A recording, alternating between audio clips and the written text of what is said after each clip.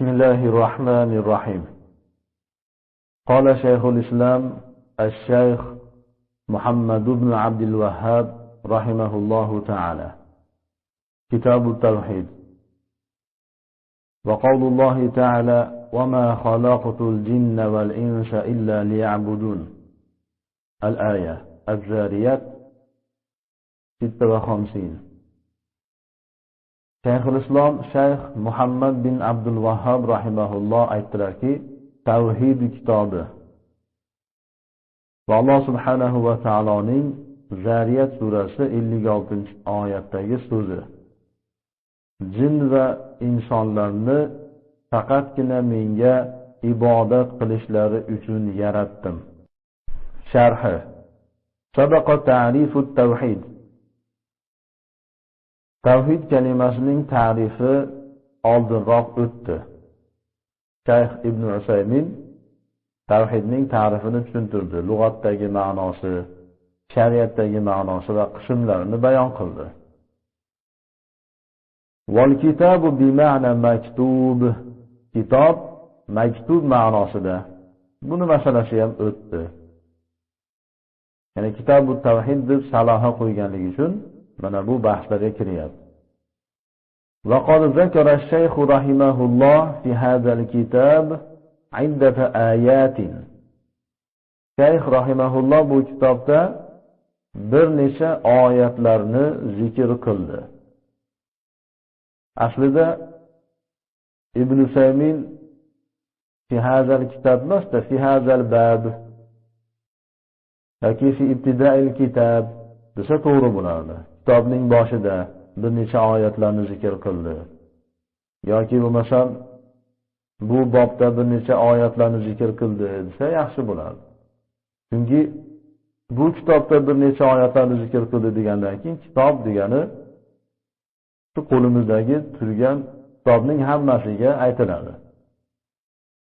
Har qanday odam o'qiganda shuni tushunadi. Chunki lafzi shunga dalolat qilyapti. Lekin Ibn Usayminning o'zini maqsadi shuki, mana bu ibtido, kitobning boshlanishi.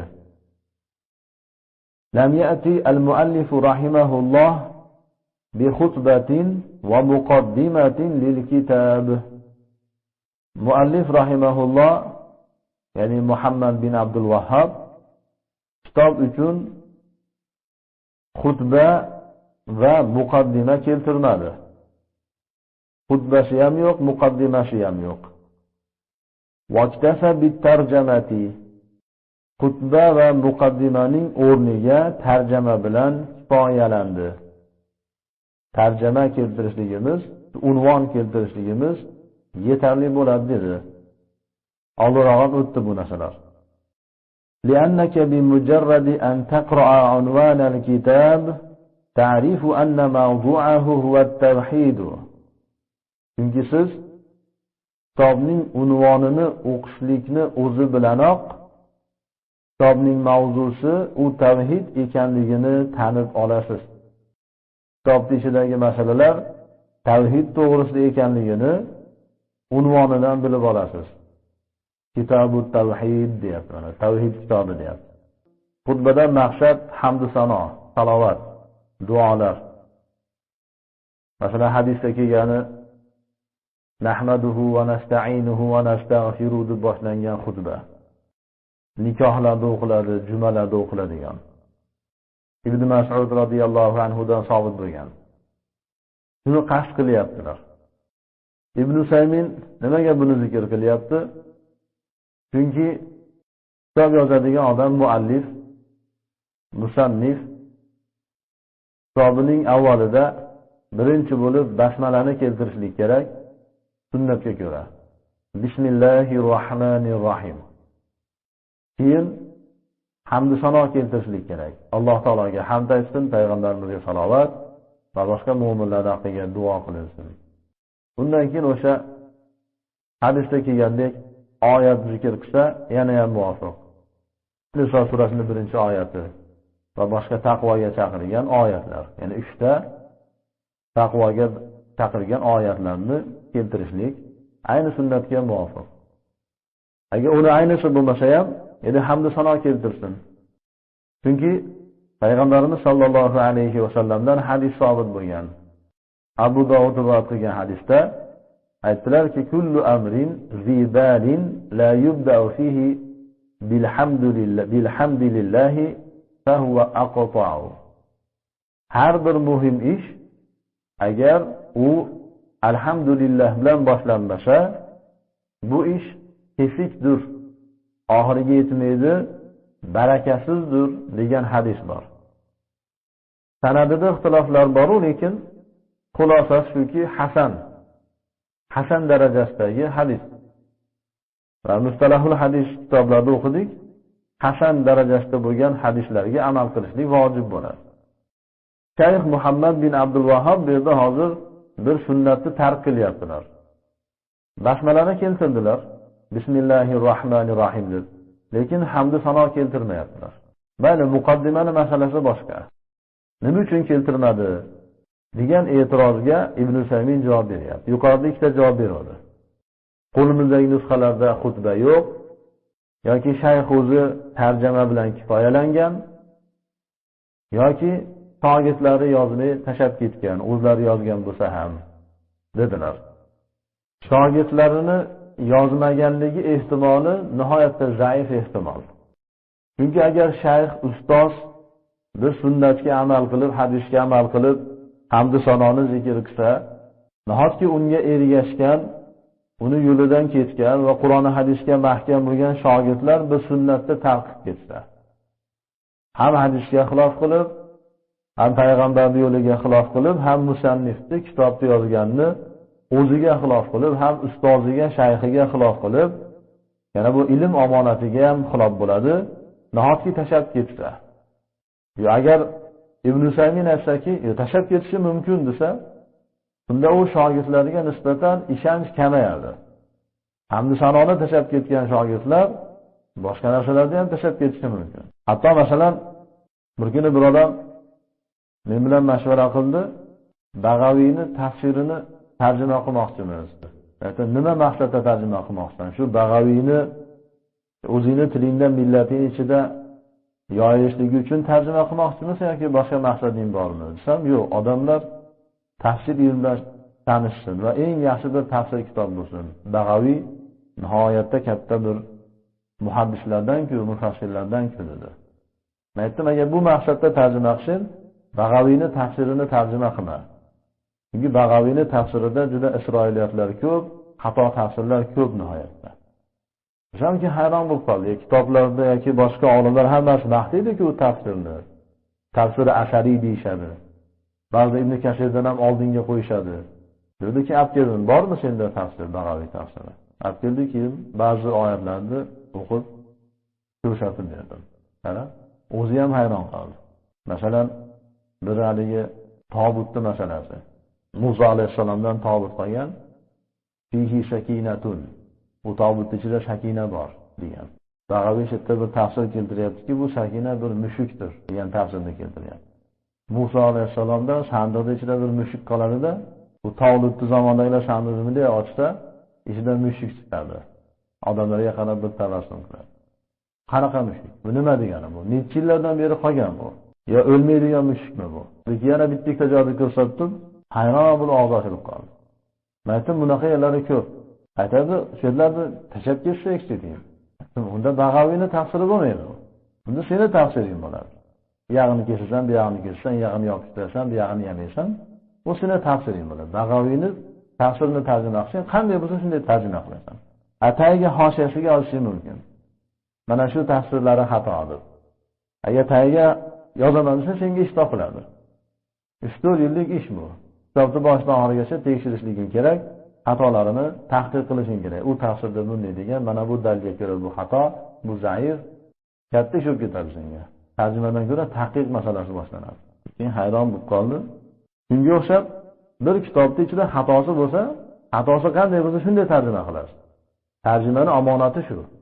Buni xatosini to'g'rilab qo'yadigan bo'lsangiz, u tarjima bo'lmaydi u.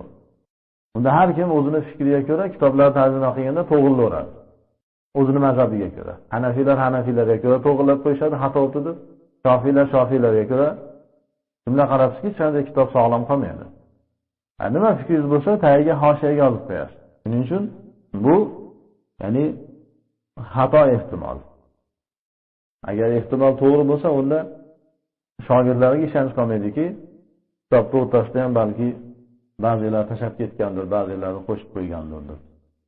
Lekin biz shogirdlarga unda yomon gumon qilmaymiz. Inshaalloh ular ustozidan qanday qolgan bo'lsa, shunday naql qilgan deb yaxshi gumon qilamiz. Endi bu kishini nimaga yozmaganligi uchun bu yerda Ibn Saymin aytmadi-yu, Kitob-ut Tavhidni boshqa sharhlarida ulamolar zikr qiladi va boshqa kitoblarda ulamolar zikr qilishadiki, endi hamd sanoni aytishlik mana hadisda alhamdulillah bilan boshlanmagan deyilyapti. Boshlashlikni yozishlikka qayd qilmagan. Shuning uchun bir kitob yozadigan odam masalan Bismillahirrohmanirrohim deb yozib turib, alhamdulillah deb talaffuzdan aytib qo'ysa, u hadisga amal qilgan bo'ladi degan javoblar ham bor. Bu endi bu yerda Ibn Sayminning ko'proq tarjih bergani unvon bilan kifoyalantiradi deyapti. Ba'zilar aytadiki, bismillah alhamdulillahda o'rniga o'tiradi. Chunki bismillahda o'zi maqtashlik bor. Alloh deyapsiz, Rahman deyapsiz, Rahim deyapsiz. Bu yerda bir maqtashlik bor. Shuning uchun hamd sanoni o'rniga o'tiradi degan qavullar ham, fikrlar ham bor. Lekin Ibn Saymin o'zi ham boshqa butun ulamolar aytadiki, bismillahni zikr qilishlik alohida sunnat, hamdni zikr qilishlik alohida sunnat. Va sunnat bo'lganda ham sunanul zavoid emas, zoid bo'lgan sunnatlardan emas, sunanul huda, hidoyat, shariat sunnatlaridan. Chunki islomdan oldin bu tavhiddan mahrum bo'lgan, kufr, shirkka aralashgan insonlar albatta ular o'zlarini kitoblarida yoki amallarida bismillah bilan boshlashmas edi va hamd sano bilan boshlashmas edi. Islom o'rgatdi buni. Shuning uchun ulamolarimiz bunga mahkam turishlik kerak. Agar har toifa o'zini ustozi, shayxi bir xato qilsa, uni yashirib o'tib ketilaversa, boshqa toifalarni qattiq rad qiladigan bo'lsa, noinsoflik bo'ladi.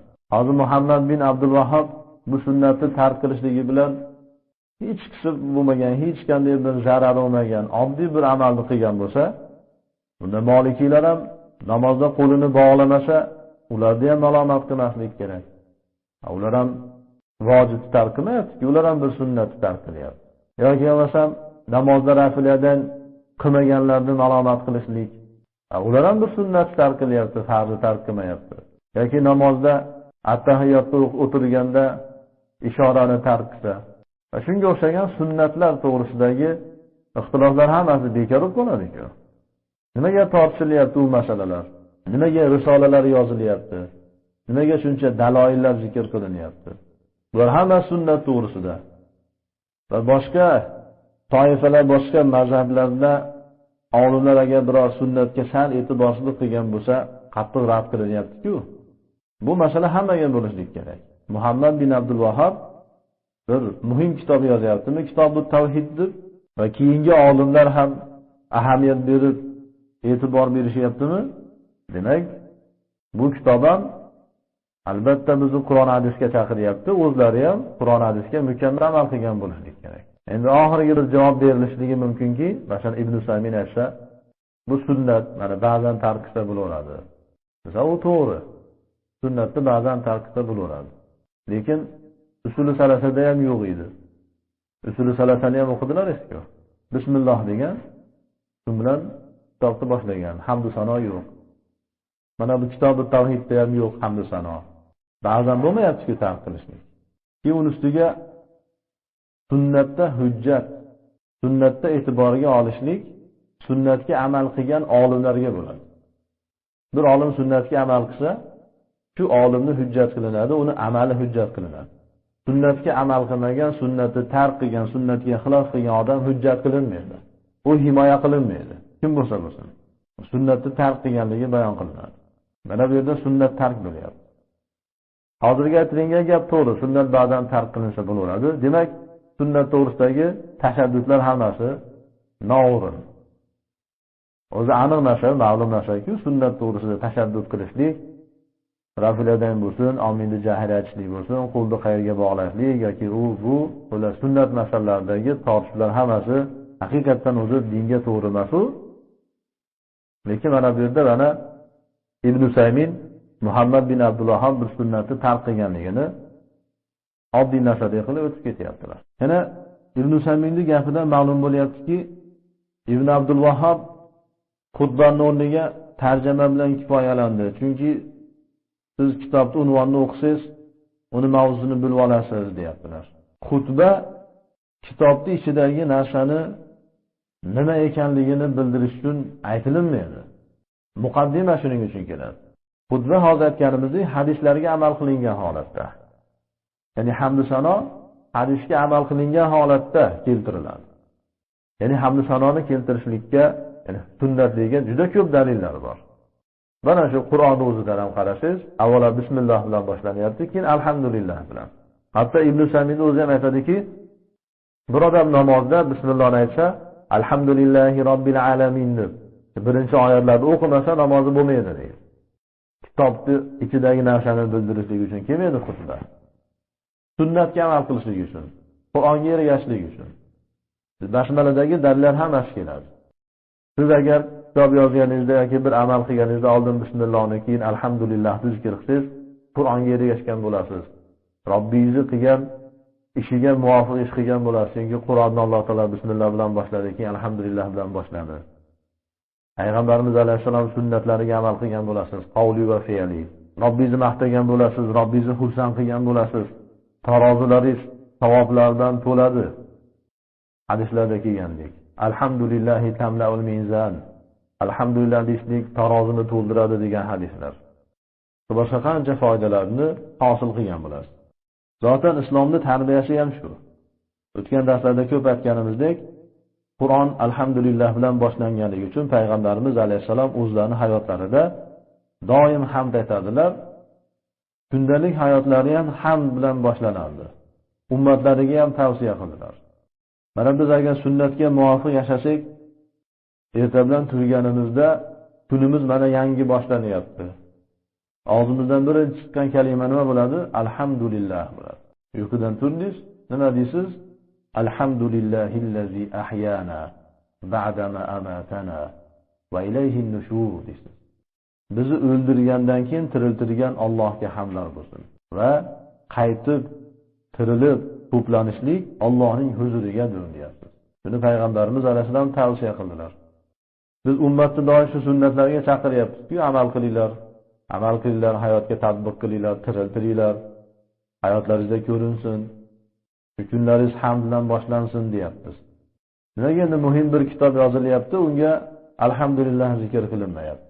Agar shu bismillah deyishlik kifoya qiladigan bo'lsa, uyqudan turgan odam ham bismillah deb ketaversin. Bu hadislarga amal qilmay qo'yaversin. Kitobning ichidagi mavzusini, kitobning ichidagi masalalarni muqaddimada aytiladi. Muqaddimada bayon qilinadi.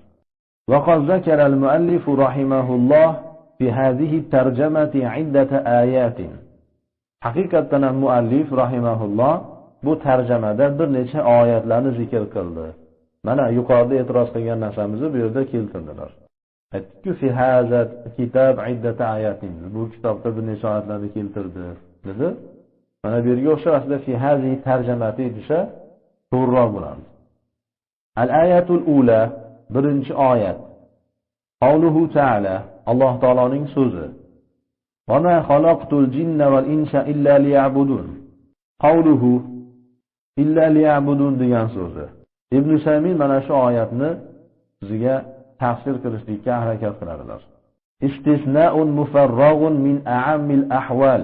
Holatlarning umumiyrog'idan tafriq qilingan, forig' qilingan, bo'shatilgan istisnodir.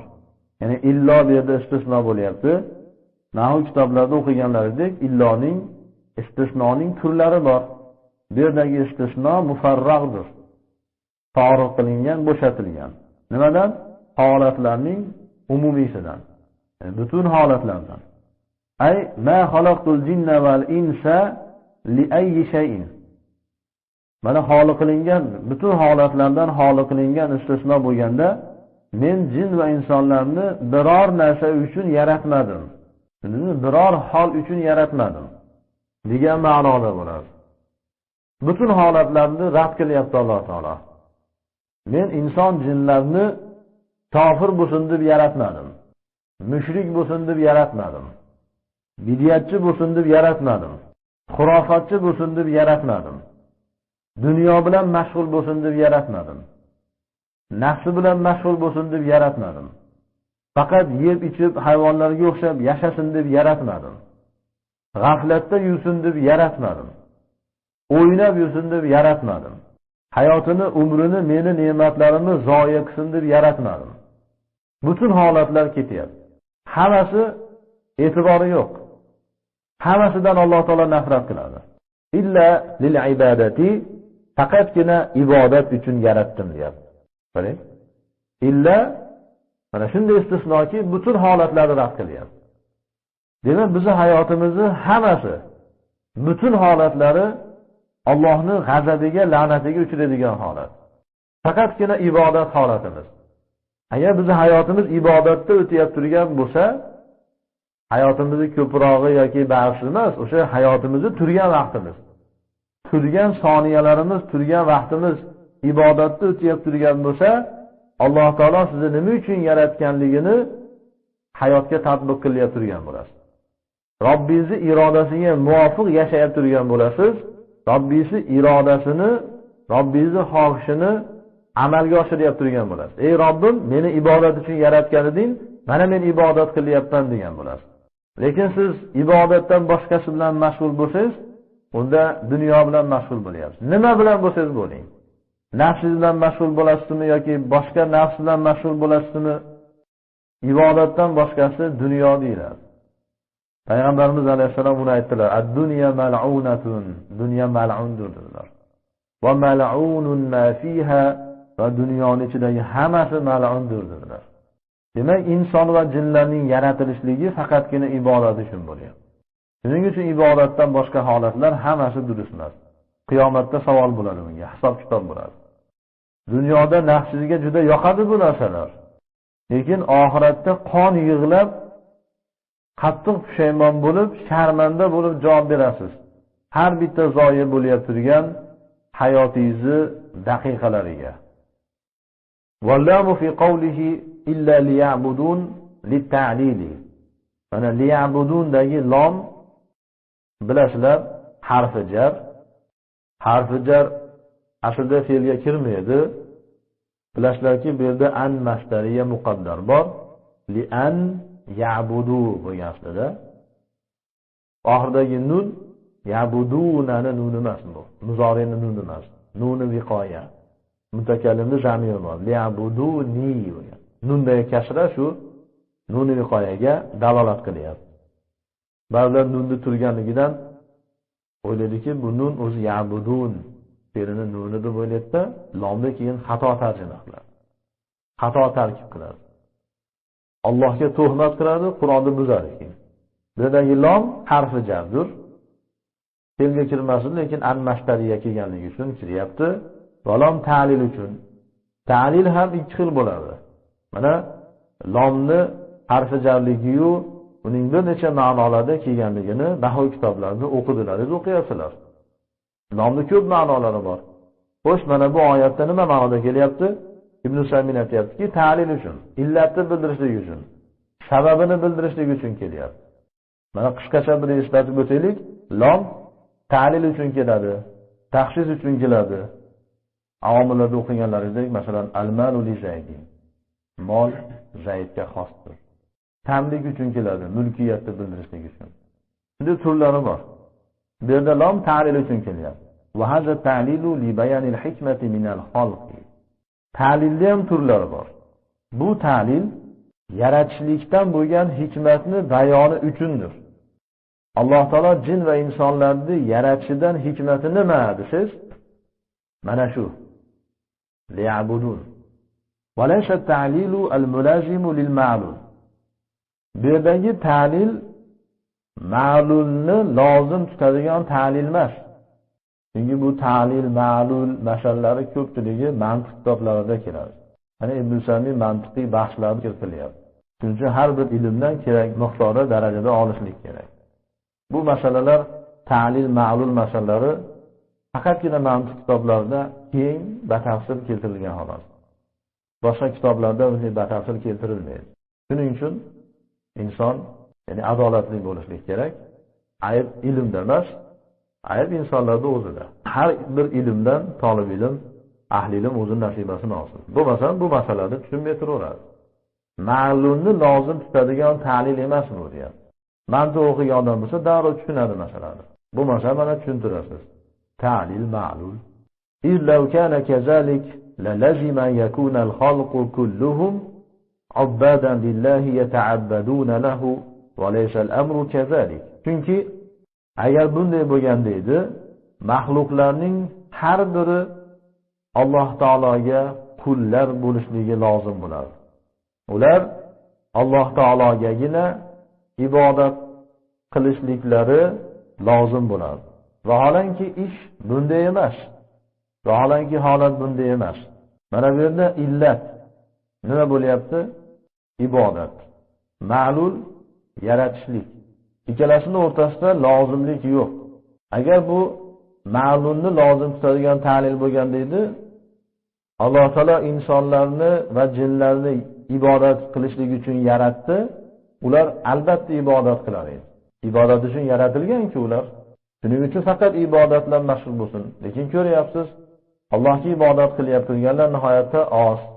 Ibodat qilyapti turganlar ham ikki qismga bo'linadi. Faqatgina Allohga ibodat qilyapti turganlar va shirk keltirib ibodat qilyapti turganlar. Faqatgina Allohga ibodat qilyapti turganlar yana ham oz.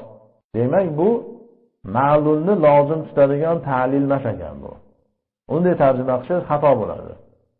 Oyatni yolg'onga chiqarib qo'yasiz. Fahazil illatu g'oiyatun. Bu illa g'oya illatidir. G'oyani bildiradigan. G'oya, ya'ni maqsadni. Alloh taoloning irodasi nima? Alloh taolo bularni yaratishdan maqsadi nima? Nima uchun yaratyapti desa, ibodat qilishliklari uchun. Iroda qilingan narsa shu, g'oya shu. Alloh taoloning jin va insonlarni yaratishdan g'oyasi ularning ibodat qilishligidir. Valayshat mujibatan. Bu illat vojib qiluvchi illat emas. G'oyani bildiradigan illat xolos. Vojib qiladigan desak, yana yuqorida aytganimizdek, yana ibodatni lozim tutishlik kerak. Allohni yaratgan har bitta narsasi illo Allohga ibodat qilishlik kerak. Fal'illatul g'oiyatu li bayanil g'oyati wal maqsudi min hadzal fi'li. Va g'oyani bildiradigan illat mana shu fe'ldan, mana shu ishdan qasd qilingan narsani va g'oyani bayoni uchundir. Min hadzal fi'l, bu fe'l nima? Xalq. Va ma xalaqtu. Alloh taolo jin va insonlarni yaratishligidan maqsadi va g'oyasi shuki, ular ibodat qilsin. Alloh taolo bizdan shuni talab qilyapti, shuni istayapti, shuni xohlayapti. Boshqa narsa so'ramayapti bizdan Alloh taolo. Lakinnaha qad taqa'u va qad la taqa'u. Lekin bu illat gohida voqea bo'ladi, ko'rinadi va gohida ko'rinmaydi. Endi bu yerda bir savol keladiki, nimaga Alloh taolo bu oyatda faqat jin va insonlarni aytayapti? Men jin va insonlarni faqatgina ibodat qilish uchun yaratdim deyapti. Butun mahluqlar Allohning quli-ku degan savol keladi.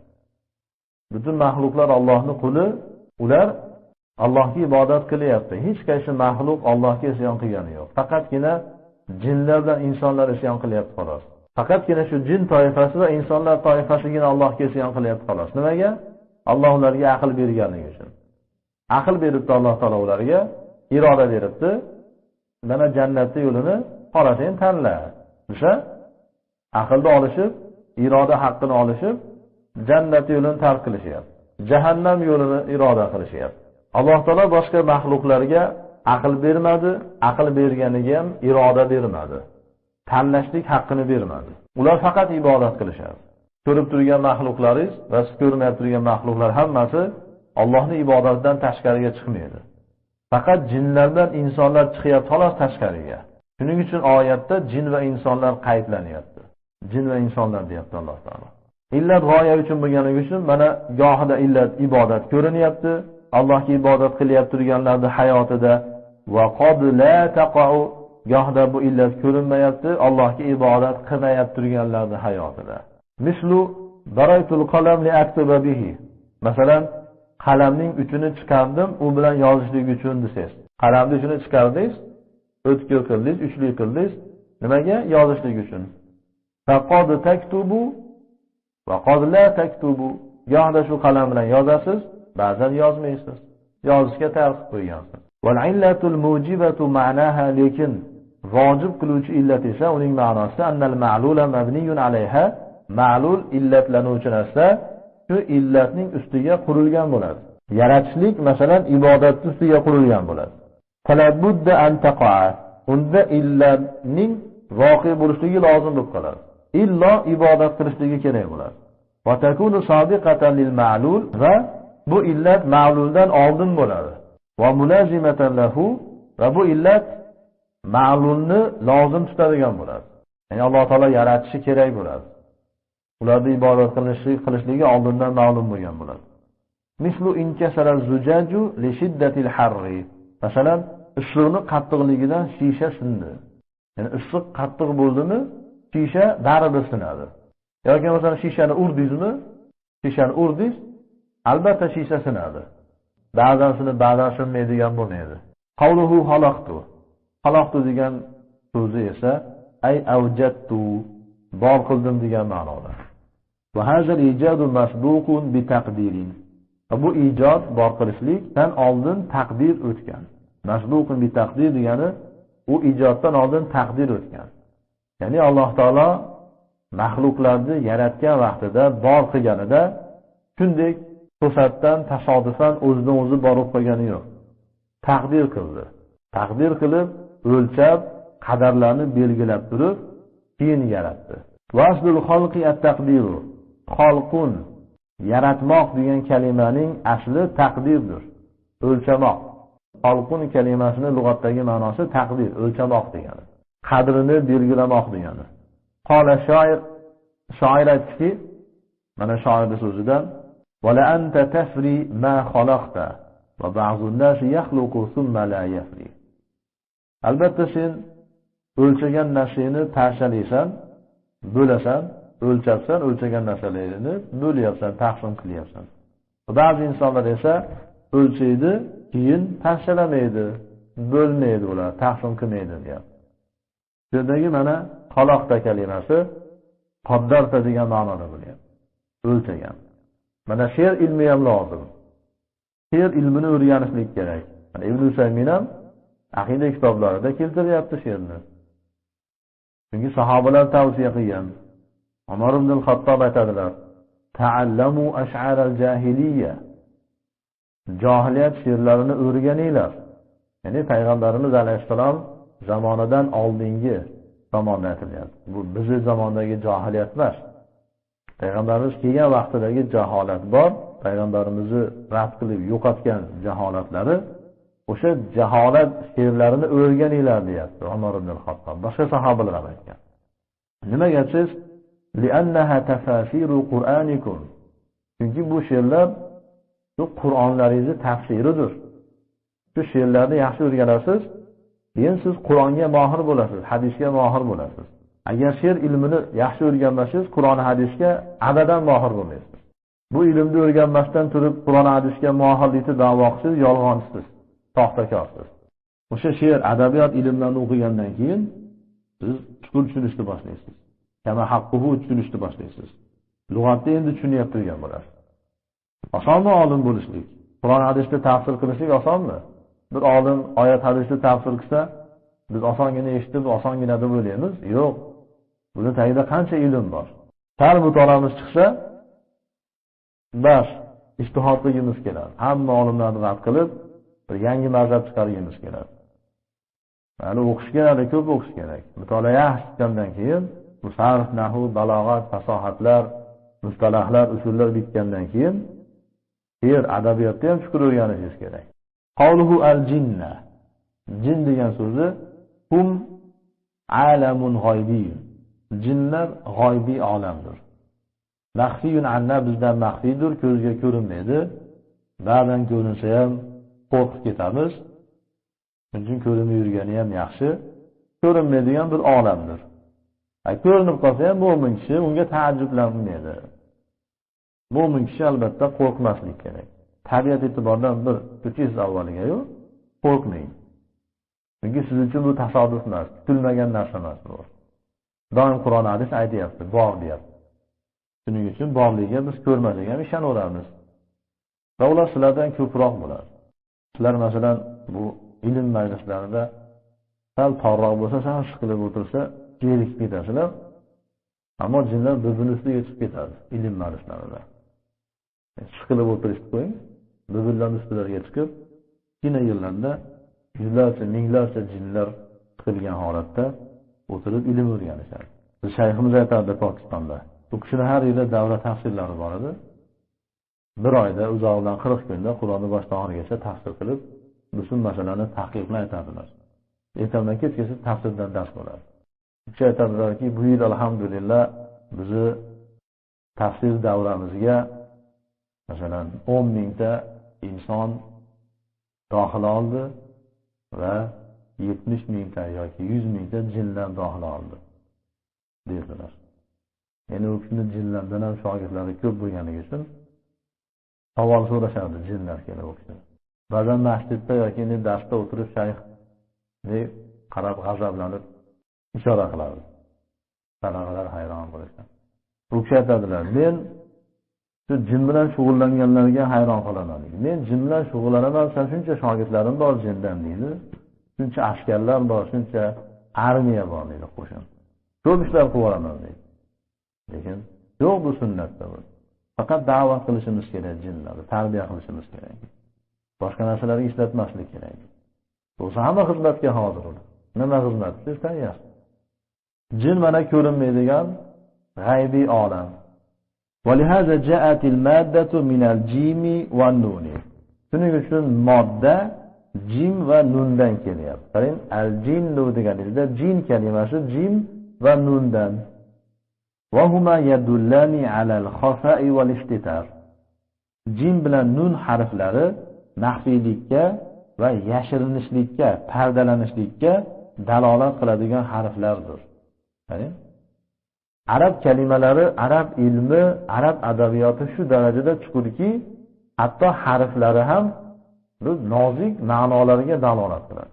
Jim, ya'ni hozir bu tajvid qonunlariga ko'ra bahs qilyapti. Jim bilan nun harflari maxfiy harflar va yashiringan harflar deyiladi. Ma'nosiga ham dalolat qilyapti. Va minhu al-jannatu, jannat ham shundandir. Mana jim bilan nundan chiqqan. Jannat nimaga jannat deyiladi? Chunki biz jannatni ko'rganimiz yo'q. Odam alayhisalom ko'rdilar, biz hali ko'rganimiz yo'q. Yana uning ustiga jannat nihoyatda qalin bo'lganligi uchun, daraxtlari qalin, daraxtlarning barglari ham qalin bo'lganligi uchun, bunday qarasiz daraxtlar ko'rinadi, u tarafi ko'rinmaydi. Val jinnatu, jinna nima degani? Uni jin degan ma'nosi ham bor va jinnilik degan ma'nosi ham bor. Mana bir odam jinni bo'lib qolsa, devona bo'lib qolsa, doktorlarga olib borasiz, doktorlar qarab soppa-sog' deydi. Hech qanday kasalligi yo'q deydi. Buni bilmaymiz. Keyin odamlar aytadi, uni mullalar biladi, mullalarga olib boradi. O'qib qo'ysin deydi. Jinnilik, ko'zga ko'rinmaydigan kasallik. Val jinnatu, jinnat qalqon. Bunday qalqon qiladi, orqasiga yashirinadi inson. Va hijob, pardani ham junna deyiladi. Mana janin, onaning qonidagi bola nima deydi? Janin deydi. Janin. Va ko'rinmaydi u. Onasining qonini ichgan, ammo o'zi ko'rinmaydi. Qawluhu al-ins. Mana ins degan so'z summu bizalika li'annahum la ya'ishuna biduni inazin. İnsonlar ins deb atadilar. Ins nima degani? Ulfat degani. Bir-biriga bog'liqlik degani. Chunki ular bunday inassiz, ulfatsiz va bir-biriga bog'lanmasdan yashay olmaydilar. Va ba'zi insonlar kibr qiladi, men falon piston odamlardan yurmayman, odamlardan gaplashmayman deydi-yu, lekin uni maqsadi kibr qilishlik. Kambag'allar yoki dunyoviy imkoniyati bo'lmaganlarni haqorat qilishlik. Boylar bo'lsa, o'zidan ko'ra martabasi kattaroq bo'lsa, o'tiraveradi 10 soat bo'lsa ham, 15 soat bo'lsa ham, qancha xizmat bo'lsa qilaveradi. Har qanday inson baribir inson bo'lganligi uchun shunday ulfatga, bunday insonlar bilan bog'lanishlikka muhtoj, ya'ni g'arizasida shu narsa bor. hech qaysi inson yolg'iz yashay olmaydi. Shayton vasvasa qiladi-yu, kimiki bu yolg'iz yashashlikni yaxshi ko'raman, odamlarga qo'shilishni yomon ko'raman, shu yolg'on gapiryapti. Fahum ya'nasu ba'duhum bi ba'din. Insonlar mana ba'zilari ba'zilaridan ulfatlanib, bir-birlaridan tanishib, bir-birlari bilan bog'lanishib, bir-birlari bilan xursand bo'lib yashaydilar. Va yataharraku ba'duhum ila ba'din. Va ba'zilari ba'zilariga harakat qiladilar, bir-birlariga yaqinlashishga harakat qiladi. Shuning uchun inish deyiladi. O'rtada mana islom da'vati bo'lsa, islomiy xizmatlar bo'lsa, shunda bir-biriga foydali bo'ladi. Agar o'rtada islom da'vati bo'lmasa, bir-birini islomga chaqirmasa, ularda bu inishi, ulfati bir-biriga zarar qiladi. Alloh taolo bizni bir-birimizga shunday bog'lanadigan, bir-birimizga yaqinlashishga harakat qiladigan qilib yaratgan. Biz doim da'vatda bo'lishimiz kerak. Doim ilmga, ibodatga chaqirishligimiz kerak. Shunda o'rtamizda ilm va ibodat rivojlanadi. Ammo da'vat qilmasak, unda boshqa narsalarga da'vat bo'lib, hammamiz buzilib ketamiz. Qawluhu illa liya'budun, faqatgina menga ibodat qilishlari uchun degan so'zi usira illa liwahidun. Menga tavhid muomalasini qilishlari uchun deb tafsir qilingan. Va haza haqqun, va bu haqdir. Mana shu to'g'ridir. Chunki tavhid ibodatning aslidir. O'tgan kitoblarda ham ko'p aytdik. Tavhid bo'lmasa ibodatda e'tibori yo'q. Tavhid bo'lmasa Alloh taolo hech qanday ibodatni qabul qilmaydi. Va fusila bi ma'na yatadallaluna li bi ta'ati fi'lan lil ma'mur va tarkan lil mahzur. Yana liwahidun degan kalima buyurilgan narsalarni qilib, mahzur, qaytarilgan, qo'rqitilgan narsalarni tark qilib, itoat qilishligi bilan menga xorlik qiladilar degan ma'noda ham tafsir qilingan. Zillat, tazallul, ta'abbud, xorlanishlik degan ma'noda. Va min ta'atihi an yuwahhida subhanahu va ta'ala.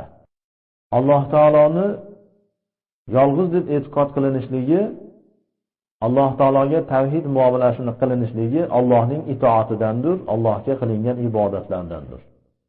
Fa hazihi hiya al-hikmatu min khalqil jinni wal insi. Mana shudir jin va insonlarni yaratishlikdan bo'lgan hikmat. Jin va insonlarni yaratishdan maqsad, g'oya, iroda mana shu ibodatdir, tavhiddir. Va lihaza a'ta Allohu al-bashara uqulan va arsala ilayhim rusula va anzala alayhim kutuba. Shuning uchun Alloh taolo basharga aqllar berdi va ularga rasullarni, payg'ambarlarni jo'natdi va payg'ambarlarga kitoblarni nozil qildi. Payg'ambarlarga kitoblarni tushirdi. Walau kana al-gharazu min khalqihim kal-gharazi min khalqil bahaim la za'at al-hikmatu min irsalir rusul va injalil kutub. Agar inson va jinlarni yaratishlikdan maqsad, g'araz boshqa hayvonlarni yaratishlikdan bo'lgan g'arazga o'xshasa edi, unda payg'ambarlarni jo'natishlikdan bo'lgan va kitoblarni tushirishlikdan bo'lgan hikmat zoyi bo'lgan bo'lar edi. Payg'ambarlar bekardan bekarga jo'natilgan, kitoblar bekardan bekarga nozil qilingan bo'lar edi. Hayvonlarni yaratishdan bo'lgan maqsad boshqa, inson va jinlarni sizu bizni yaratilishligimizdan bo'lgan maqsad, g'oya boshqa. Biz hayvonlar uchun faqat yeb, ichib, semirishlik uchun kelmaganmiz dunyoga. Yemoq, ichmoq bilan maqtanish uchun kelmaganmiz. Payg'ambarlarning hayotiga qarang, qanday yashadilar.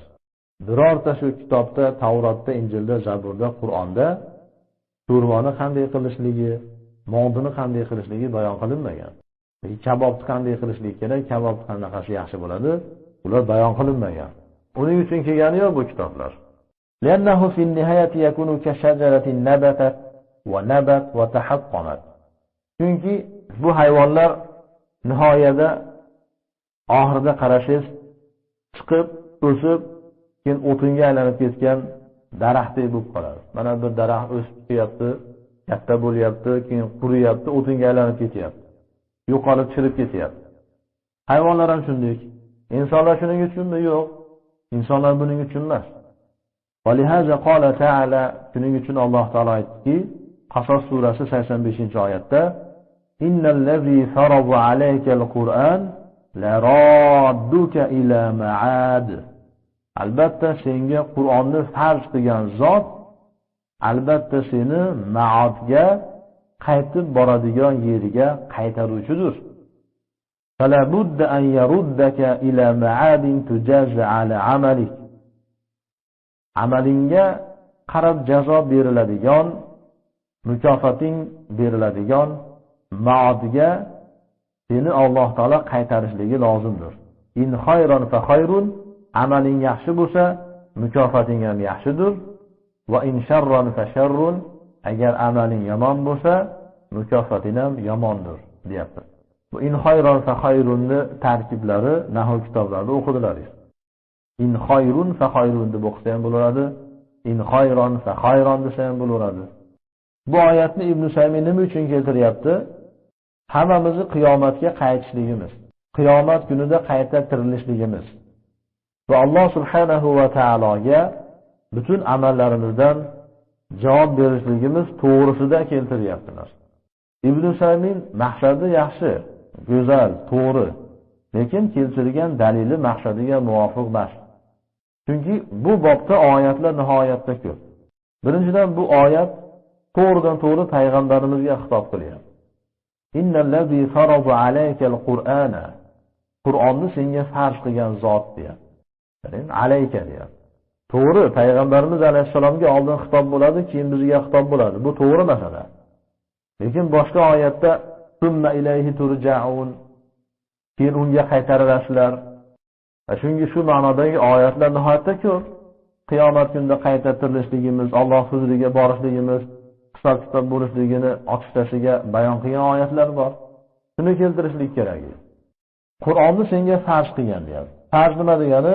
Qur'onni senga nozil qilib turib, shunga iymon keltirish, amal qilishlik, da'vat qilishlik, odamlarga bayon qilishlikni farz qilgan zot degan ma'noda. Bu masala har bittamiz ustimizga ham kelgan. Avvalo payg'ambarimiz alayhisalomga farz bo'ldi bu Qur'on. U kishidan keyin har bitta ummatga farz bo'ldi. Qur'onni o'rganishligimiz, amal qilib da'vat qilishligimiz, hayotga tatbiq qilishligimiz. Va bu oyatni tafsirida har xil qavullar bor. Bir mashhur tafsiri borki, la radduka ila ma'ad degani ila Makka deb tafsir qilishgan. Qur'onni senga farz qilgan zot albatta seni Makkaga qaytaruvchidir deb tafsir ham qilishgan. Qani ma'ad kalimasi to'g'ri lug'atda qarashish qaytib boradigan yer degan ma'noda. Lekin tafsirida ixtiloflar bo'lyapti. Shuning uchun aytayapman, bu oyatni bu yerda keltirmaslik kerak deb Ibn Saymi. Boshqa oyatlar borki, sarohatan faqatgina oxiratga dalolat qiladigan. Qiyomat kunida tirilib turib javob berishimizga dalolat qiladigan oyatlar bor. Ma'atni ba'zi ulamolar jannat deb tafsir qilishgan. Albatta seni jannatga qaytaruvchidir. Ba'zilar qiyomat kuni deb tarjima qilishgan. Ba'zilar o'lim deb tarjima qilishgan. Va butun tafsirlar mutalozim, bir-birini lozim tutadi. Tafsirlarning o'rtasida farqi yo'q. Seni Makkaga qaytaruvchidir. Seni mushriklar tug'ilib o'sgan, katta bo'lgan vataningdan Makkaga haydab chiqarishdi. Biz Qur'onni senga nozil qildik, farz qildik. Shu Qur'onni sababidan seni Makkadan chiqarib yuborishdi. Mana senga biz so'z beryapmizki, va'da beryapmizki, albatta seni Makkaga qaytaruvchimiz biz. Qaytaramiz Makkaga. Albatta Makkaga qaytib borasan deb Alloh taolo payg'ambarimizga tasalli beryapti. Mushriklarni rad qilyapti. Mushriklar xursand bo'lmasin kofirlar. Mo'minlarni ularni diyordan chiqarib yuborganiga. Ularning xursandchiligi vaqtinchalik. Bir necha yil xursand bo'lishadi, keyin dunyoda ham qon yig'iladi, oxiratda ham abadiyan qon yig'iladi. Va o'limga qaytarishlik, ya'ni sen ham o'lasan, vafot qilasan degan ma'noda. Qiyomatda bo'lsa qayta tirilishlik, jannat bo'lsa oxirgi holat. Seni jannatga qaytaruvchidir. Bu tafsirlar nimaga o'rtasida xilof yo'q? Zohiran qarashish xilofga o'xshaydi, lekin bir-biriga lozim bular. Payg'ambarimiz alayhisalom Makkaga qaytdilar, hayotlarining oxirlarida qaytdilar. Makkani fath bo'lishligi. Iza ja'a nasrullohi val fath surasi nozil bo'ldi. Shu suraning tafsirini Umar ibn al-Xattob so'radilar. Sahobalar har xil tafsirlarda aytdi. Ibn Abbos aytdiki, bu oyatning tafsiri Nasr surasining tafsiri payg'ambarimizning ajalidir dedilar. Umar ibn Xattob bu tafsirni ta'kidladilar. Mana shu tafsir to'g'ri dedilar. O'tgan kitoblarda keldi bu masala. Nusratni kelishligi, Makkani fath bo'lishligi Rasulullohning ajalidan alomat edi, xabar edi. Chunki u kishi vazifasini bajardi. Makkaga qaytishlari o'limi yaqinlashganligini alomat. Ma'atda o'lim desiz, o'lim bo'ldimi? O'lgan odam albatta Allohning huzuriga qaytadi. Qiyomat desiz, mana tafsir bo'ldi. Jannat, payg'ambarimiz qiyomatga borgandan keyin, Allohning huzuriga borgandan keyin albatta jannatga boradilar-da. Chunki bu to'rala tafsir, ya'ni bir-biriga lozim mavzu, bir-biriga xilof emas. Mana bu oyatni biz payg'ambarimiz alayhisalom to'g'risida tafsir qilsak, to'rala tafsir to'g'ri bo'laveradi. Lekin bu oyatni bizga tatbiq qilaman desak, unda u Makkasi to'g'ri kelmay qoladi. O'zimizning vatanimizda agar biz hijrat qilgan bo'lsak, bizga agar din dushmanlari chiqarib yuborgan bo'lsa, shunda biz keyin vatanimizga yana nusrat bilan, fath bilan kirib borsak, unda to'g'ri kelishi mumkin. Lekin mu'minlar hammasining holati bunday emas-ku. Shuning uchun aytayapmanki, Ibn Usaymin bu oyatni o'zini yerida keltirmadi. Boshqa oyatni keltirishlik kerak. Oyatda boshqa tafsirlari bor. Boshqa ma'nolari bor.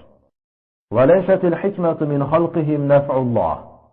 Inson va jinlarni yaratishlikdan bo'lgan hikmat Allohning manfaati emas. Alloh taolo insonlar va jinlarni yaratdi nimaga? Bir foyda bo'lsin deb emas. Biz har bitta ishimizda foydaga qaraymiz. Alloh rizosi uchun deb turganlar ham foyda uchun qiladi. Hammamiz bir manfaat uchun qilamiz. Hech qaysi amalimiz manfaatsiz bo'lmaydi. Ne bir amal qilamiz, namoz o'qiymiz, Qur'on o'qiymiz, ilm o'qiymiz, dinga xizmat qilamiz, jihad qilamiz, hijrat qilamiz. Shuni manfaatiga qaraymiz. Qani shuni foydasi bormi, yo'qmi? Foydasi bo'lsa qilamiz. Foydasi bo'lmasa qilmaymiz.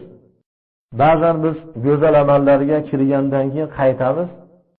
Alloh yo'lidagi jihodni, hijratni, ilmni, din xizmatini, ibodatni tark qilamiz. Nimaga? Haligi manfaatni shayton bizga xunuk ko'rsatib qo'yadi, yomon ko'rsatib qo'yadi. Keyin shaytonni to'g'ri aytayapsan, uni gapiga ishonib, haligi go'zal yo'llardan qaytib ketadi. Boshqa yo'llarni manfaatli ko'radi. Endi bu yerda bir savol keladiki, insonlar ichida muxlislar yo'qmi? Siz bor muxlislar, faqat Alloh rizosi uchun qiladigan. Ular ham manfaat uchun qilyapti-ku. Alloh rizosi uchun, jannat uchun qilyapti. Buni zarari yo'q buni. Bu yaxshi bu. Bir inson oxirat manfaatlarini, oxirat foydasini o'ylab turib amal qilsa, bu islomni targ'ib bergan, buyurgan, talab qilgan narsasi. Go'zal bu narsa. Lekin faqatgina dunyoviy foydani, manfaatni qasd qilib bir amal qiladigan bo'lsangiz, durust emas. Buni dunyoparastlik deyiladi. Oxirat manfaatini o'ylab turib, keyin oxirat manfaatiga zarar qilmagan shaklda dunyo manfaatini o'ylasangiz, zarar qilmaydi u. Joiz. Xullas mana qarang, butun maxluqlar eng muxlis bo'lgan katta payg'ambarlar ham bir manfaat uchun amal qilishadi. Allohni rizo qilishlik, rozi qilishlik, jannatga borishlik. Lekin Alloh taolo bir amalni, bir ishni qiladigan bo'lsa, manfaat uchun qilmaydi. Chunki Alloh taologa hech narsa kerak emas. Masalan, hozir sizga bir oddiy misol keltirilsa, bir chumolidan sizga foyda bormi? Shunday qaraganda aytasizki, nima qilaman chumolini deysiz. Uni ko'tarib yursam boshimga balo bo'ladi deysiz. Uni boqish kerak, unga qarash kerak. U ham jim turmaydi. Qarang, menga hech qanday foyda yo'q undan deysiz. Yo'q, senga foyda bor shunda, siz yo'q deysiz. Aslida bor foyda. Sizning hayotingizda chumolini katta bir muhim o'zini martabasi bor, yeri bor. Uni ilmiy tarafdan tushuntirib bersa, keyin ha deysizda, yaxshi foydasi bor ekan, uzoqroq yuraversin deydi. Bir chumolini sizga foydasi isbot qilinsa ham yaqin kelishini xohlamayapsiz. Bir chumoli. Siz uni yaratganingiz ham yo'q, hissa qilganingiz ham yo'q. Siz ham maxluq, u ham maxluq. Ba'zan u sizdan yaxshi bo'lib ketadi. Nimaga? Faqat ibodat qiladi. Ba'zan siz ibodatdan tashqariga chiqasiz. Shunda chumolidan battar bo'lasiz. Shu vaqtda chumoliga kerak emassiz. Yaxshi bo'lganida chumoliga keraksiz. Chunki Allohning rahmati, barakati kelishiga sababchi bo'lasiz. Shunda chumoli shaqqiga duo qiladi. Ibodatdan chiqdingizmi, bad duo qiladi. jazo o'lganda biz qutulaylik deydi. Qarang, bir chumoli haqiqatdan ham sizga foydasi bo'lgan narsani foydasi bor desa odamning tabiatiga yoqmayapti. Endi siz Allohni buyukligini bir eslang, o'ylangda va mahluqlarning qanchalik haqirligi, gunohkorligi, qanchalik bir ojizligini o'ylab turib, endi shulardan Allohga bir manfaat bo'lishligini tasavvur qiling. Nahotki shu ojiz, gunohkor mahluqlar Alloh taolaga bir foyda bera olsa, bera olmaydi. Nahotki Alloh taolo ulardan bir foyda kutsa, kutmaydi. Siz bir chumolidan foyda kutmayapsiz-ku. Foydasi borligini isbotlab bersa ham qabul qilgisi kelmayapti-ku. Kerak emas menga, uzoqroq tursin deyapsiz-ku. Siz uchun bir haqorat bo'lyapti bu. Nimaga Alloh taologa mahluqlarning manfaati nisbat berilyapti? Nimaga odamlar o'ylayaptiki, mendan Alloh taologa bir foyda bor. Meni qilyap turgan ibodatimdan Allohga bir foyda bor. Meni qilyap turgan xizmatimdan Allohga bir foyda bor deb o'ylayapti. Juda qattiq bir haqorat qilyapti Alloh taolo. Siz 100 millionta namoz o'qisangiz, Allohga zarra qadar foydasi yo'q. Zarra qadar. Qancha namoz o'qisangiz, qancha jihad qilsangiz, dunyoni butun mintaqalarda har bir qarichida siz jihad qilgan bo'lsangiz, qoni to'kilgan bo'lsa, Allohga zarra qadar foyda bera olmaysiz. Dunyoni har bir qadamida o'tirib siz xatni Qur'on qilgan bo'lsangiz, Alloh taologa zarra qadar foyda yetkaza olmaysiz. Kerak emas Alloh taologa. Alloh taolo manfaat uchun, foyda olishlik uchun yaratgani yo'q. Buni tushunib olaylik. Biz tushunmaymiz shuni. Xuddi ibodat qilib, dinga xizmat qilib, Allohga o'tkazib qo'yib turgandek his qilamiz o'zimizni. Ba'zi o'ylanib qolamiz, ibodatlarim ko'p bo'lib ketib qolmadimi ekan? Xizmatlarim, da'vatlarim, ilmlarim, zikrlarim ko'p bo'lib ketib qolganga o'xshaydi. Biroz dam olay endi men ham. Deymiz ba'zan. Keyin amallarga sustlik boshlanadi. Valihaza qala ta'ala, shuning uchun Alloh taolo Zariyat surasi 57-oyatda aytdiki: "Ma uridu minhum min rizqin." Men bu mahluqlardan, inson va jinlardan rizqdan biror narsani iroda qilmayman. Rizq so'ragani yo'q. Alloh taolo so'rayaptimi bizdan? Non so'rayaptimi? Choy so'rayaptimi? Yo'q. Shayxlar so'rayapti. To'g'rimi? Murshidlar so'rayapti, pirlar. Ana ularning maxluqligi ma'lum bo'ldi. Muhtojligi. Ana pirlar sizga muhtoj. Sizdan non choy so'rashyapti. Alloh taolo sizdan hech qanday narsa so'ragani yo'q. Xohlagani yo'q, iroda qilgani yo'q. Va ma uridu an yut'imun. Va ular menga taom berishliklarini ham iroda qilmayman. Sizdan Alloh taolo taom ham yegulik narsa talab qilgani yo'q. Innalloha huvar razzaqu zul quvvatil matin. Albatta Alloh taolo o'zi razzoqdir, ko'p rizq beruvchidir. Butun insonlar, butun mahluqlar rizqini berib qo'ygan. Butun hojatlarni berib qo'ygan. Nima qilishimiz kerak? Liya'budun, faqatgina ibodat qilishimiz kerak. Hamma narsa bor. Hamma imkoniyatni Alloh taolo yaratib qo'ygan. Kimiki aytsa-ki, men ibodat qilishlik uchun imkonim yo'q. Men dinga xizmat qilishlik uchun imkonim yo'q. Men ilm o'qishlik uchun imkonim yo'qsa, kazzob, Allohga tuhmat qilyapti u. Yolg'onchi u. Butun payg'ambarlarni yolg'onchiga chiqaryapti. Allohning kitoblarini yolg'onchiga chiqaryapti. Alloh taolo rizqni hammasini siz hali yaratilmasligingizdan oldin yozib belgilab qo'ygan. Omizni qonidaligingizda Alloh taolo rizqingizni takror yana yozib qo'ydi. Rizqingizni siz o'zingiz harakat qilib topmayapsiz. Alloh taolo yozib qo'ygan. Hammasini belgilab qo'ygan. Rizq faqatgina palov emas. Rizq faqatgina go'sht emas. Hamma narsa. Sizga berilgan butun imkoniyatlar. Hammasi shu rizq deyiladi. Hech qanday bahona qilmaylik. Illa liya'budun, faqatgina ibodat qilishlik uchun deyapti Alloh taolo. Bas. Bizning mas'uliyatimiz shu xolos. Qolgan hamma imkoniyatni Alloh taolo yaratib qo'ygan. Shuning uchun Alloh taolo qiyomat kunida ibodat qilmaganligimiz uchun, ilm o'qimaganligimiz uchun, dinga xizmat qilmaganligimiz uchun hisob-kitob qiladi, jahannamga otadi. Agar biz dunyoviy holatlarimizni bahona qilib, men u kasal edim, men u yedim, men bu yedim, shuning uchun dinga xizmat qila olmadim, ilm o'qiy olmadim, jihad qila olmadim, hijrat qila olmadim desak, unda Alloh taoloning huzurida bu uzrlaringiz qabul bo'lib, bizni hisob-kitob qila olmay qoladi-ku. Uzr aytalmang, bir bahona qila olmang deb Alloh taolo butun imkoniyatlarni yaratib qo'ygan. To'g'ri, sizning fikringiz bo'yicha 100 mingta bahonangiz bor. Dinga xizmat qilmaslik uchun. Hammasi botil. Allohga qasam ichamanki, hammasi botil. Qasam ichib aytaman men. Qur'onga suyangan holatda, hadisga suyangan holatda. Yolg'on gapiryapsiz. Allohga tuhmat qilyapsiz. Men dinga xizmat qila olmayman deysizlar. Nimaga xizmat qila olmaysiz? Qila olasiz. Va amma qawluhu ta'ala ma zallazi yuqridu Alloha qardan hasana fayudha'ifahu lahu ad'afan kaseera.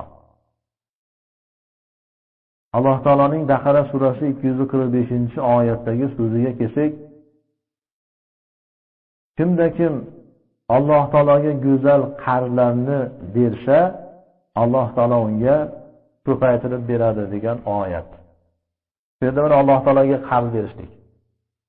Biz aytdik, Alloh taolo hech narsaga muhtoj emas dedik, kerak emas dedik. Lekin bu oyatni qanday tushunaylik? Kimiki Alloh taologa yaxshi qarz bersa deyapti. Ajabo, nahotki Alloh taolo qarz olsa bizdan. Nahotki bizni amallarimizni zarra qadariga muhtoj bo'lsa, kerak bo'lsa Alloh taologa degan bir savol keladi. Shu savolni rad qilishlik uchun Ibn Usaymin bu oyatni keltirib aytayaptiki, فَهَذَا لَيْسَ إِقْرَاضًا لِلَّهِ سُبْحَانَهُ وَتَعَالَى بَلْ هُوَ غَنِيٌّ عَنْهُ. Bu Alloh taoloning o'ziga qarz berishlik emas. Alloh taoloning zotiga qarz berishlik emas bu. Balki u Alloh taolo hamma narsadan behojat bo'lgan, g'oniy bo'lgan, boy bo'lgan zotdir. Lakinnahu subhanahu va ta'ala shabbaha muamalata 'abdihi lahu bil qarz. Lekin Alloh subhanahu va ta'ala qulining Allohga bo'lgan muomalasini qarzga o'xshatdi. Ey qulim, seni menga qilyap turgan ibodatlaring, menga qilyap turgan xizmatlaring qarzga o'xshaydi deyapti. Lannahu la budda min wafaihi. Nimaga qarzga o'xshatyapti desiz? Chunki qarz vafo qilinishligi lozim-ku. Bir odamdan qarz olsa, shuni berishligi vojib-ku, farz-ku. Shuning uchun Alloh taolo qilgan amallarimizni qarzga o'xshatyapti. Fakannahu iltizamun min Alloh subhanahu va ta'ala an yuwaffiya al-'amila ajra 'amalihi kama yuwaffi al-muqtariz man aqrazahu. Qarz olgan odam qarz bergan kishiga mukammal qilib berganidek, Alloh subhanahu va taolo tarafidan ham Alloh uchun amal qilgan kishiga amalining ajrini, mukofotini mukammal qilib berishlik go'yoki Alloh tarafidan lozim tutilgandek bo'lyapti. Iltizom bo'lyapti. Tushundingizmi? Siz bir odamdan qarz olsangiz, shuni qaytarib berishligingiz farz bo'lgandek, go'yoki siz xizmat qildingizmi, shuni mukofotini berishlik Alloh tarafidan lozim bo'lyapti. Ya'ni lozim bo'lishligi sizdan qarzdor bo'lganligi uchun emas, o'zi va'da berganligi uchun. Qilgan xizmatlarimiz, ibodatlarimiz albatta o'zining muqobilini, o'zining mukofotini ko'rishligi to'g'risida qarzga o'xshatilyapti. Alloh taolaning zarra qadar ehtiyoji yo'q. Mana shu oyat nozil bo'lganda ansoriy sahobalardan biri kelib aytdiki, "Ya Rasululloh, Alloh taolo bizdan qarz talab qilyaptimi?" dedilar. Payg'ambarimiz alayhisalom "Na'am" dedilar. "Ha" dedi. Shunda bu kishi aytdilarki, "Qo'lingizni bering" dedi. Payg'ambarimiz alayhisalom qo'llarini berdi. Shunday qo'llarini ushlab turib aytdiki, "Men eng yaxshi mulkimni beraman" dedi. Madinada bir bog'im bor dedi, 600 ta xurmosi bor. 600 ta xurmo daraxti bor. U vaqtlarda eng katta bog'lardan hisoblanadi. Eng qiymat bog'lardan. Shuni dedi men Allohga berdim dedi. Keyin uyiga qaytib bordi, bog'chaning ichida oilasi, bola chaqalari bor edi. Ayoliga aytdiki, "Men buni Alloh uchun berdim" dedi. "Kelar boshqa yerga ketamiz" dedilar. Ana sahobalar oyat nozil bo'lishiga qanday amal qilishyapti?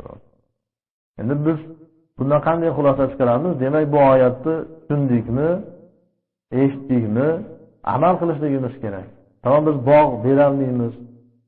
Yarimdek bo'ynimizni qisib bog' hayron bo'lamiz. Juda qiyinki biz uchun bu narsalar. Baholga o'xshaydi. G'oyri mumkinga o'xshaydi. Mayli uncha katta narsalar bermang, amal qiling hech bo'lmasa. Qarzi hasana, Alloh yo'lida berilgan nafaqalar, go'zal amallar, namoz, zikr, da'vat, ilm, Qur'on tilovatlari, hijrat, jihad, islomiy siyosat hammasi. Butun solih amallar qarz deyiladi. Butun solih amallar. Solih amallarni ko'paytiringlar. Mana bu oyatni eshitgandan keyin solih amallarni ko'paytiring. Alloh taolo ko'paytirib beraman deyapti. Fayuza'ifahu lahu az'afan kaseera. Ko'pgina qilib beradi Alloh taolo. Nihoyatda ko'p. Abu Hurayrani bir shogirdi hajga ketdi. Hajdan kelsa odamlar aytayaptiki, Abu Hurayradan bir hadis eshitdik. Bir inson bir hasana, bir yaxshi amal qiladigan bo'lsa, Alloh taolo unga alfu alfin, ya'ni 1,000,000 savob beradi degan hadisda aytdi deb hayron bo'lishayapti odamlar. Alloh taoloning marhamatini qara, xazinasini kattaligini qara. Bir solih amal qilyapsiz, 1,000,000 savob beraman deyapti Alloh taolo. Alloh sizga qancha katta foyda beraman deyapti. Bir fosiq odam shunday og'zini chekkasiga sigaretni tiqib olib turib, menga keyin senga oyga $1000 beraman desa, biz ne ikkalasidan tasiga qaraymiz-da, ana fosiqni oldiga ketaveramiz. Ya'ni Alloh aytayaptiki, bir amal qilsang 1,000,000 ta savob beraman deyapti. U fosiq bo'lsa, men sigaret chekib turib, menga keyin $1000 beraman. Oyga eshakni ishlataman, qorlayman, $1000 beraman desa, xursand bo'lib, Alloh berdi menga bu ishni deb, do'ppimizni osmonga qilib ketamiz unga. Ya'ni qanday bir insonmiz? Bilib olaylik-da kimligimizni, qanday insonligimizni. Haligi $1000 bersa, shu ishni egasi kattasi mendan xafa bo'lib qolmasin deb o'lib tirilib ishlaymiz. Kasal bo'lsa ham, boshqa bo'lsa ham, 1000 ta bahonamiz bo'lsa, hech charchamasdan, charchagan bo'lsa ham, kasal bo'lsa ham bildirmasdan, yo'q, soppa-sog'man o'tib ketadi, hech narsa qilmaydi. Bo'ladida insonchilik deb jonu jahdimiz bilan ishlaymiz. Alloh taolo aytayapti, men uchun bir amal qilgan millionta savob beraman desa, belim og'riyapti, bukunim og'riyapti, boshim og'riyapti, u bo'lyapti, bu bo'lyapti. Qarang. Endi asl basharamizni ko'rib olaylik-da. Uyataylik Alloh taolodan. Allohga qanchalik bir nonko'rona, qabohona, qanchalik xunuk bir muomala qilyapti. Keyin Abu Hurayra oldiga borib aytdiki, men siz oldingizda shuncha yurib bu hadisni eshitmagan edim. Odamlar aytayapti, rostmi deganda Abu Hurayra kulib aytdiki, shunga ta'jib qilyapsanmi dedi. Men payg'ambarimiz alayhisolamdan eshitganman. Endi boshqa hadis aytdilarki, kimiki bir hasana qilsa, unga Alloh taolo alfay alfin 2,000,000 savob beradi degan dedilar. 2,000,000 savob. Bunga dalillar nihoyatda ko'p. Oyat hadislardan. Alhamdulillahi tamla'ul mizan. Alhamdulillah deyishlik tarozini to'ldirib oladi. Va subhanallohi tamla'an. Alhamdulillah bilan subhanalloh desiz, osmon bilan yerni o'rtasini savobga to'ldirib oladi. Qani qancha savob bo'ladi u? Yer osmonlarning o'rtasida to'lib ketyapti. Shuning uchun dinga xizmat qilaylik. Allohga ibodat qilaylik. Dinga xizmat qilmasangiz, butun hayotingiz bo'sh, hammasi zarar. Qiyomat kunida zararingizga hujjat bo'ladi, qon yig'laysiz, foydasi bo'lmaydi. Shaytoniy butun bahonalarni tark qilib, Allohning diniga xizmat qilishlik kerak.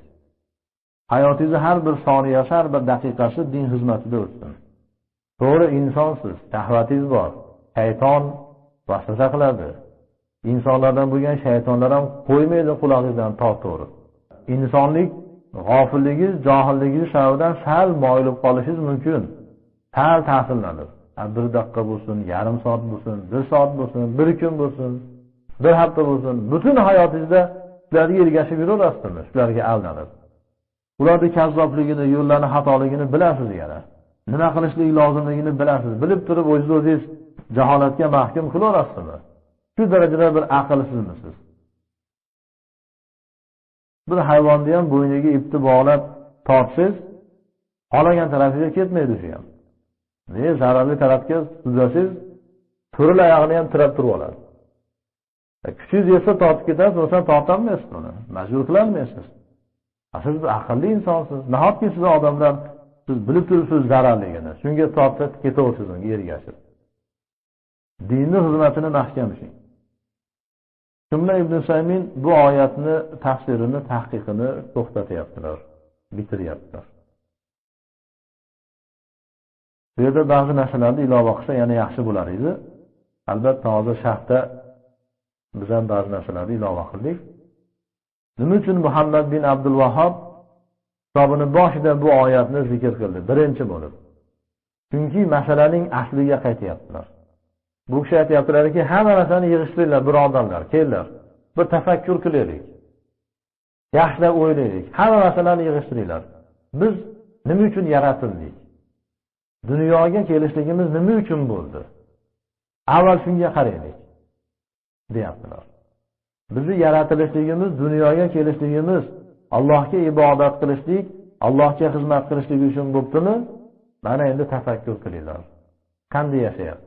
Nima qilyapti? Valiyamudun ibodat sog'lom bo'lishligi uchun, Allohning huzurida maqbul bo'lishligi uchun tavhidli bo'lishlik kerak, tavhidga asoslangan bo'lish kerak. Bu oyat mana tavhidga dalolat qilyapti va tavhid hamma narsadan oldin bo'lyapti. Sizni, bizni va jinlarni yaratilishligimizdan g'oya tavhid bo'lyapti. Biz tavhid uchun yaratilganmiz. Allohga tavhid muomalasini qilishlikka va butun insoniyatni tavhidga chaqirishlikka ma'murimiz, biz vazifamiz, yaratilishligimizning g'oyasi shu. Agar biz tavhidda bo'lmasak, tavhiddan qo'rqsak va tavhid ahlidan uzoq tursak, tavhidga xilof bo'lganlar, ularning qo'lida qudrati, ularning qo'lida hukumati, mol-u davlati, ularning safi keng bo'lganligi uchun biz nima deydi, och qornim, tinch qulog'im deydigan bo'lsak, qiyomatda ham och qolasiz. Ularning safida bo'lasiz, ular bilan birga bo'lasiz. Siz ham va shu tavhidga qarshi turgan buncha imkoniyat sohibi bo'lgan kishilar hammasi tavhid uchun yaratilgan edi. Har qanday holatda tavhidni safini ushlang. Mana Ibrohim alayhissalom dunyoda yolg'iz o'zlari qoldilar. Tarixda bo'lmagan katta o't yoqildi. O'tga tashlaymiz degan vaqtida zarra qadar parvo qilmadilar. Zarra qadar. Otsang ot dedi. Mana Musa alayhissalom bilan muqobala qilgan sehrgarlar, sohirlar. Ular tavhidga qarshi kurashgani kelgan edi. Tavhidni yo'qotgani kelgan edi. Lekin Musa alayhissalomning mo'jizasini ko'rgandan keyin hammasi iymonga keldi, tavhidga keldi. Firavun aytdiki, hammalaringizni qo'l oyoqlaringizni kesib daraxtlarga osaman deganda, qo'lingdan kelganini qil dedi. Qarang, zarra qadar ta'sirlanishmadi. Biz nimaga ergashmayapmiz bularga? Ibrohim alayhissalomni bahona qilamiz, ular payg'ambarda ular. Biz payg'ambarlarcha bo'lolmaymiz-ku, deymiz. Bu sehrgarlar-chi. Butun hayoti kufrda o'tgan. Dinga qarshi kurashgan insonlar mo'jizani ko'rib, haqiqatni ko'rgandan keyin darrov ahli tavhid bo'lishdi, Musa alayhissalomning safiga o'tishdi. Firavun tahdid qildi, qo'l oyoqlaringizni kesib dorga osaman sizlarni, o'ldiraman desa, qo'lingdan kelganini qil deyapti. Biz shu sehrgarlarchalik ham bo'la olmayapmiz-ku. Biz islom oilasida tug'ildik. Yoshligimizdan islomni eshityapmiz. Ota-onamiz islomda. Islomning foydalarini ko'ryapmiz, islomning mevalarini yeyapmiz. Nimaga ularchalik bo'la olmayapti? Nimaga bizda u jasorat yo'q? Nimaga tavhidga xizmat qilishimiz kelmaydi? Odamlar dinimizni qancha so'ksa so'ksin, Robbimizni so'ksa so'ksin, Qur'onni, hadisni so'ksin, illo biz tinch bo'lishimiz kerakmi? Biz xotirjam bo'lishimiz kerakmi? Bizga zarar kelmasin.